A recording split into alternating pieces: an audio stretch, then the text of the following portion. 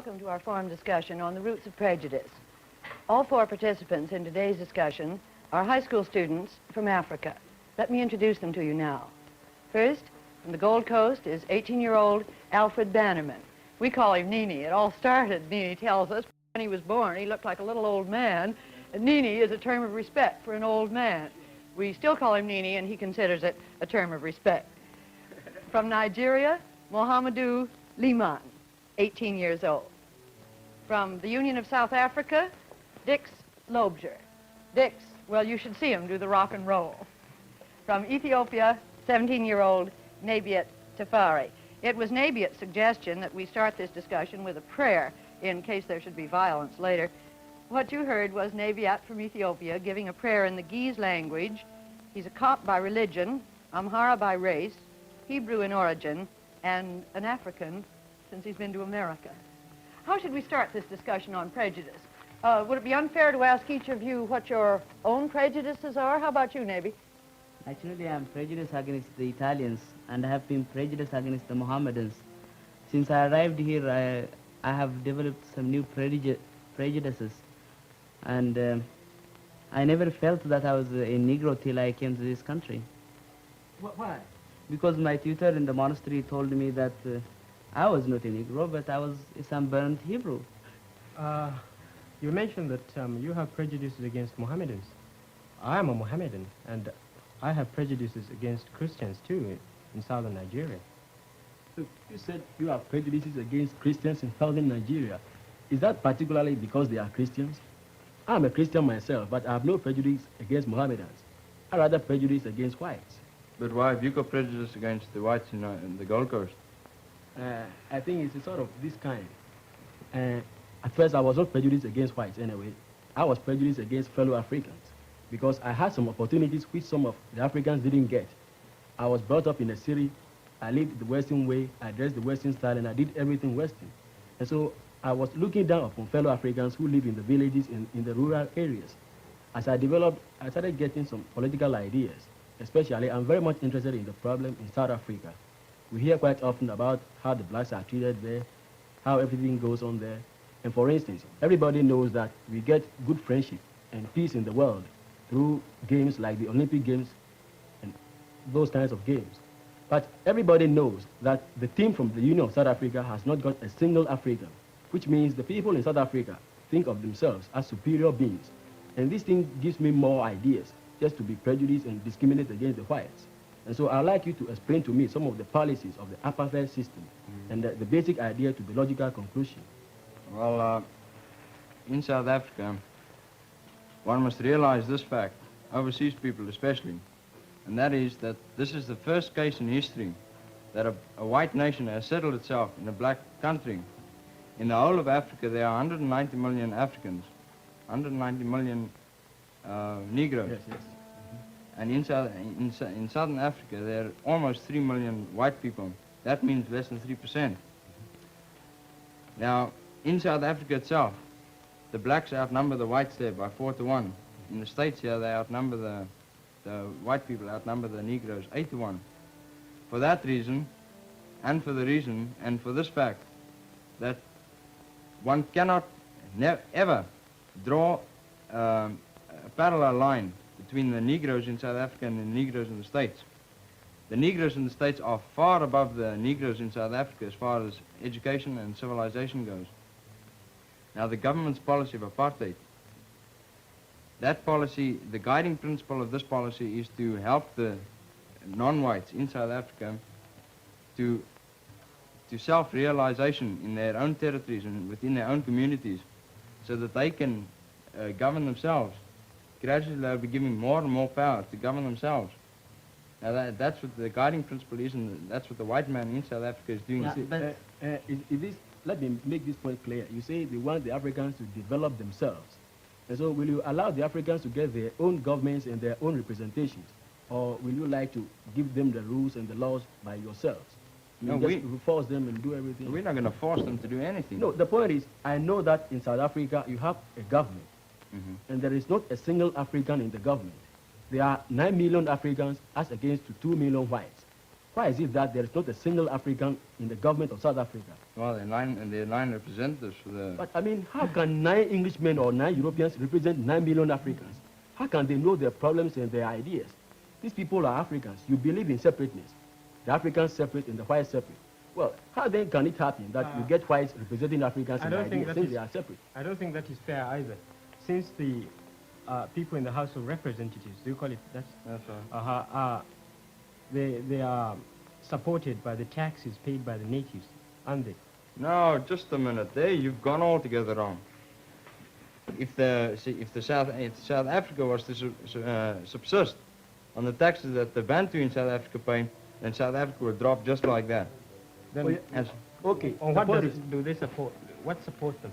What? The House of Representatives, or the people in the government, the officials? That's the 2.5 million white people that are supporting themselves and the overwhelming black population.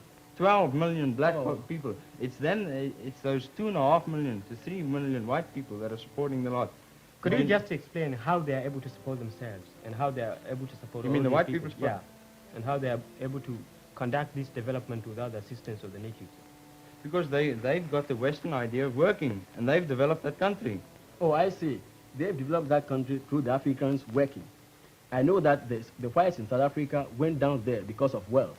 It was through the gold rush and all those things that happened that, I mean, we got white men in South Africa. And so they went down there purposely to use the Africans as tools for their own benefit. Isn't that? When the white men went down there, they never even knew a black man existed down there. When the white man landed at the bottom of the Cape in 1652, the black people in South Africa hadn't even moved over the northern boundary of the Union of South Africa. Yes. I know these people would like to get these sociological ideas just to get around the question. So far as I know, the people in South Africa are a nomadic tribe by career or by profession. They are herdsmen who move with their cattle all around the belt and all those places. Nowadays, even in the olden days. Okay. It might happen that they were living down south, but because of their profession, they happened to live up north. Because in those days, there were warring tribes which were waging wars against each other. And so you cannot say that the land is yours. Everybody knows that Africa is for Africans. And when we think of Africans, we think of blacks. That's how I know. Well, look, yeah, just to and give you you are a using short the policy, and you are using the policy of aggressors that the land, the earth belongs to everybody, and the one that is powerful rules the part of the world which is owned by the others. That's the policy that aggressors use. You know who are the aggressors? It's the African National Congress in Africa. They are the aggressors. No, how can there be? If the Africans in Africa would stop being so militant and would rather get down and help and build up South Africa and build up Africa, the problem would cease almost immediately. Okay, let me ask you this thing. You said if they can come down and help, the problem will cease. The point is, how can they help if you get 9 million Africans and 3 million Europeans, and you get only 9 Europeans representing the interests of these Africans?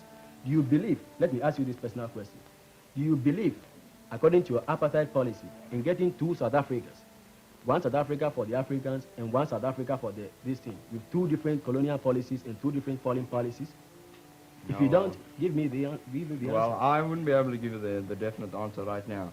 Why? You believe in separateness. And why don't you believe in getting the Africans separate, having their own government and everything, thereby creating 2 union of South Africas? That's the point.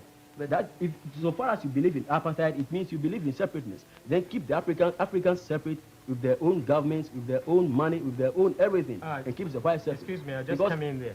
Okay. He said that if Africans would just calm down and then cooperate with them, the land will achieve peacefulness. Right. Do you mean that the Africans are the people who are really the aggressors against you? You are not really aggressive towards Africans. I mean... Of course not. The general attitude in South Africa, and I come from a country, I know, every summer that we have, every holiday at least that I have, I go and spend on the farms, and I live amongst these natives. I really get to know what they look and what they are. Then like. The general attitude of the white people in South Africa is sympathetic towards the black people. They regard themselves as the trustees of the black people. Why shouldn't they be sympathetic? The point is, I always stress this fact that there are 9 million Africans and 3 million whites. Exactly, so? If you come to South Africa, there are only 43 Africans with university degrees who are graduates. If you come to the Gold Coast, you have thousands of them. Gold Coast is a black colony, just like South Africa. But we have been able to develop everything, which shows the capability of the African to do anything itself. But we have been able to get all these ideas through the mixture of Western ideas. Actually, we couldn't develop on our own, until we got British help.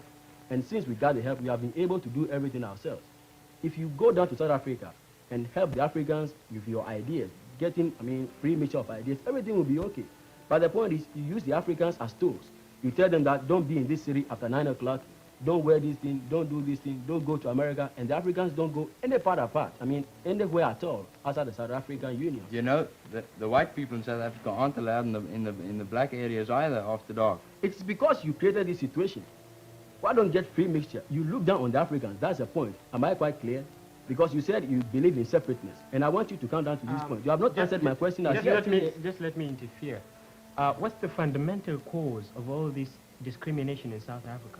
The one fundamental cause. Firstly, because the Bantu in South Africa is not as educated and as highly civilized. And therefore? Yes. And therefore we've got to live with them together in that land, remember that? You mean you people want us to give them equal franchise rights. We give them equal franchise rights within hardly any time whatsoever. The white man in South Africa will have absolutely no say in anything.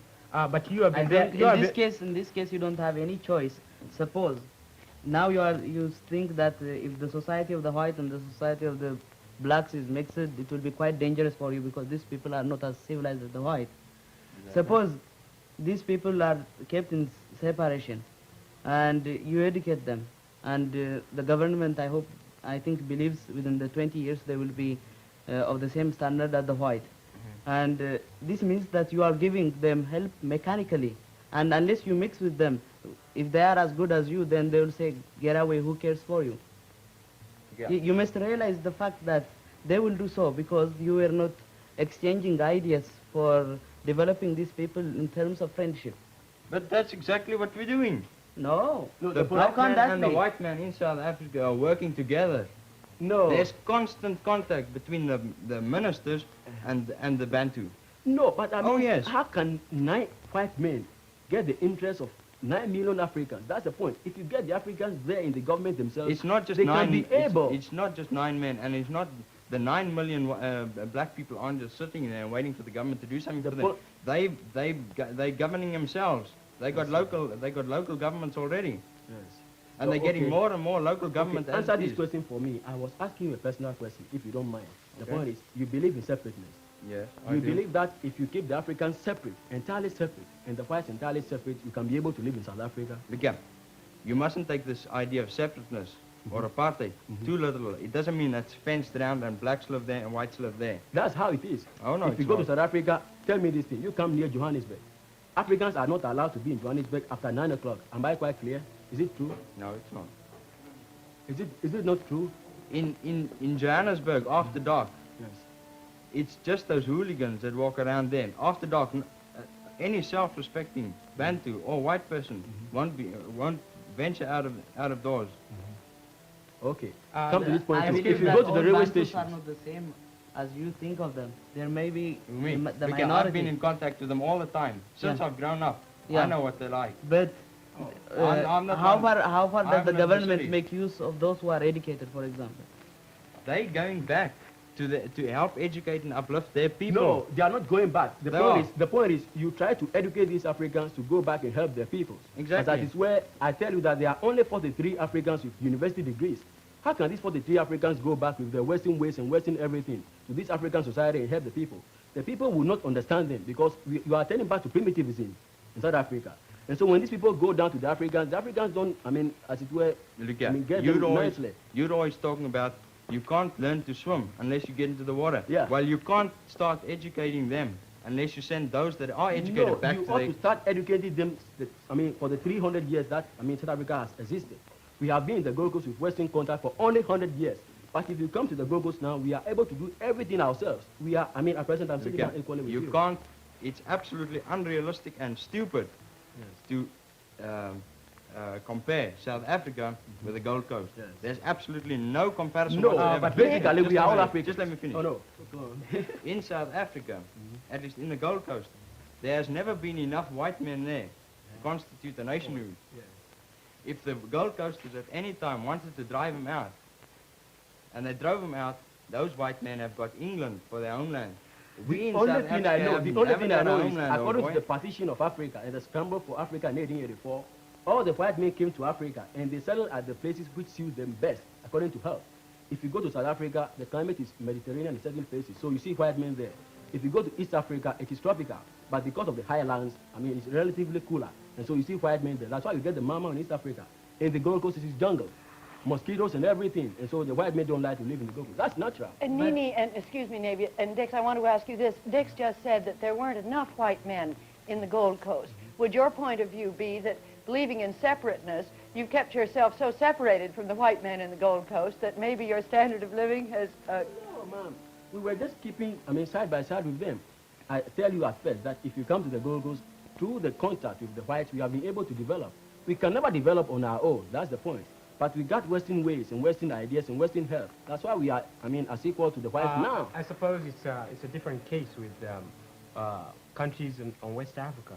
You see, we in West Africa, we were brought under the British rule, but you can't compare that with the Union of South Africa, because the white went there to live and not to bring these people to a higher standard of living and to educate them and bring and allow them to realize the full significance of civilization. The Africans there, are they citizens? If they are citizens, why deny them these rights? We're not denying them the rights. Let me ask Mohamedou another question. You said at the beginning that you were Mohammedan, that Nini was Christian, that you had some prejudices against Christians. Yeah. Let me ask you a fairly frank question. Do you have any sense that Nini from the Gold Coast is less purely African than you are? Yeah, I often feel that. Why? You see, we in Nigeria, and now part of Nigeria, northern Nigeria, we often feel that Africa is for Muslims, not for Christians. It's meant for Muslims. And our social life is entirely different from the Western ways. We are totally opposed to it because it sort of try to disassociate our religious principles. We were talking a moment ago about discrimination between white and black. Suppose Nini comes to visit you in Nigeria. Would he be discriminated against in any way? I suppose so, simply because, for one reason. You see, we eat in a bowl. We in my home, we put a big bowl down, and you have about 3 or 4 people putting their hands all at the same time into the bowl. There is an element of competition. And you see, we don't allow Christians to interfere. We don't allow Christians to put their hands inside. You see, it's one of our religious doctrines. We don't allow, we're not supposed to eat with Christians in the same bowl unless we're obligated to. And so that's one of the things which you will... On this question of religion, I'd like to ask you one more thing. I've heard it said recently that Islam is gaining rapidly in Africa and Christian influence is declining. Is that true? I wouldn't say definitely it is not true, but to some extent it is. You see, there are two sides to it. We have the Ahmadiyya movement in Nigeria. They come from Pakistan, and I think it originated about 1885. I don't know. I wonder if Nini would agree with you that Christianity is on the way. I totally disagree with him. The point is, Muslim teaches purely African, principles. That's the case. They had the Mohammedan influence in Africa, around about West Africa, in about 1,000 years ago. About some few centuries ago. But Christianity came down in Africa about 200 years ago. And through Christian influence, we are able to adopt Western ways of life and Western everything. And so more people like to adopt Christianity, whereby they try to become Western. Because most of the missionaries who come down there are Americans or Englishmen. And people like to follow the style because of singing and everything, because African likes music. And so but you wouldn't say a person joins a religion simply because he finds it very easy or because he finds that he can conform his social customs to it. No. You follow it because you understand that it is a true religion and your spiritual understandings agree with it. No, what I'm trying to say is, I'm not saying that Western ideas are best to the African. I believe in African getting everything African. But the point is, we know and everybody knows that if you get some things African, they are sometimes bad. So I believe in getting Western ideas, and through Christianity, we are able to teach the people decent ways of life and different everything. For instance, Mohammedans will not eat with a Christian, which is bad. It doesn't bring peace to the world. But through Christianity, we are able to teach pure love and love for everything. But so more Africans like haven't to... you I heard think me? you have I a said, if you... conception of Christianity. There are Orthodox Christians who don't allow to mix with Mohammedans. For example, I belong to a real Orthodox Christian religion known as the Copts, and there it says that its origin, of course, from Judaism also. It says that the animal must be properly slaughtered before you eat it, and if a Mohammedan has already slaughtered a sheep or a cow, for example, I will not eat with him. I'm sure there are infinite prejudices in your country alone between Amharas and Hebrews and Arabs. You do say your origin is Hebrew, do you not? And most of the Ethiopians are. We could talk for ages on that, but there's another question I want very much to ask all of you. That is, what had you heard about race problems in America before you came? Is our problem greater or less than you thought? I thought it was greater before I came. I mean, because of the nationalistic feelings in the Gold Coast, everybody is prejudiced against the whites because we want to get the best positions in the government. At present, we have it though, but I mean, in the olden days, we wanted to get them. And so we were always constant on the point to listen to some of these things which happen in America. About 70% of the news about America are concerning racial prejudice. Is that true in the Gold Coast, Dick? How much news, American news, is concerned? I'm sorry, in South Africa. Well, very little. Except the case like the recent Supreme Court case comes up, then that receives attention in the South African newspapers. But we realize what the position is here in the States, and we got a problem much, much bigger than ours back home. Was our problem greater than you thought it would be, or less? Oh, I think it's bigger than I thought it would be, because, well, I imagined when I came over here that all the Negroes were as well educated as the white people. And, well, that's not always the case, especially down south. And then I didn't expect to find them as concentrated in the south as they are. Have any of you had any experiences with segregation here in this country? Well, I've just got something quite insignificant. You know, people get to know that I'm a foreigner, and so they treat me differently. When I came at first, I tried to get an American haircut, appeared in American clothes as best as possible and as much as possible, just for people to discriminate against me. And I've never had such an occasion. I've been trying to get it, but I mean, it seems as if I've been getting the best, actually. Much friendliness. Yes, ma'am. How about you, Navy? This is rather superficial, but I was living in one of the communities in New Jersey, which is a strictly white resident, and there I couldn't get a haircut for about 2 weeks because the white man don't know how to cut this type of hair. And one of the boys was joking to me that he said that the best engineers in the United States are working hard to design an instrument that will be of some use to cut this hair. Then that's not discrimination. Well, this is another sort of discrimination because United States is a business country, and if they discourage their customers by means of types of hair, then they are defeating their own purpose. I found a little bit of segregation, forms of segregation at any rate. And that is, well, I was speaking to residents in New Jersey, well, they were teachers, and they told me that although it's officially prohibited by law, there are what they call gentlemen's agreements, whereby a Negro cannot obtain land or buy property in a white man's area. Then, on the other hand, I found that on the whole, the Negroes here are not as economically sound as the white men are. And then too, in a recent case where Negro and white schools have been integrated, the Negro teachers have lost their jobs. See, let's come to this point. You said they are not economically sound as the white men.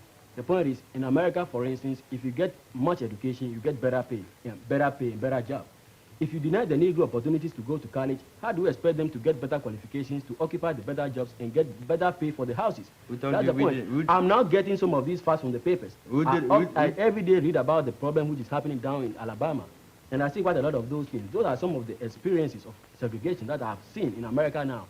Obviously, I can take back some of these ideas with me, but they are just insignificant. As I said at first, I've met with friendliness in America, but in certain aspects too, I see some of these things, you see. That's the point. Think of the education first. I believe in education. Do you know something? In South Africa, Last year, we spent $42 million on educating the Bantu there, and 3/4 of that was paid by the white people. 40% of the Bantu school children are going to school, and the literacy rate in the Union of South Africa now amongst the Bantu is 27.7, and within the next 20 years, it'll be 100% literacy. Why is it that then? Why is it that, then, that you have not got a delegate who is African for the whole year that you have been operating this forum? I'm sure that next year a white man is going to come here as a delegate for the Union of South Africa, though there are 9 million South Africans who are Africans. So don't think of this thing as something like literacy. I know that the literacy rate in South Africa is 16%, but No, the point, 27%. But the point is, the Africans just get the elementary education in the African quarters, which is fit for nothing but unskilled labor. To sum up a little bit, Nini, what's the best thing your government can do, the most significant thing to help attack this problem? At present, we are not yet fully self-government.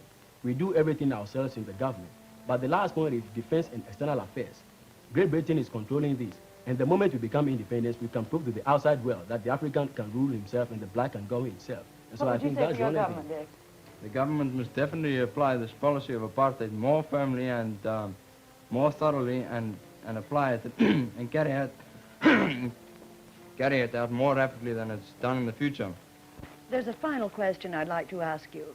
Since the population of the world, the percentage between white and non-white is roughly what it is here, I'm sure Dix and I are wondering when the 3/4 of the human race that is not white gets political power.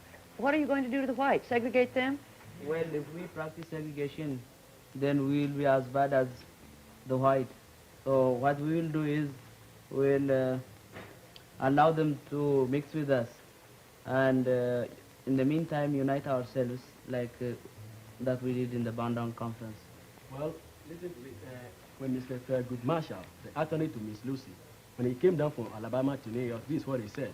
He said that sometimes Negro organizations and individual Negroes, through their help to save the white man, so become a little bit tired.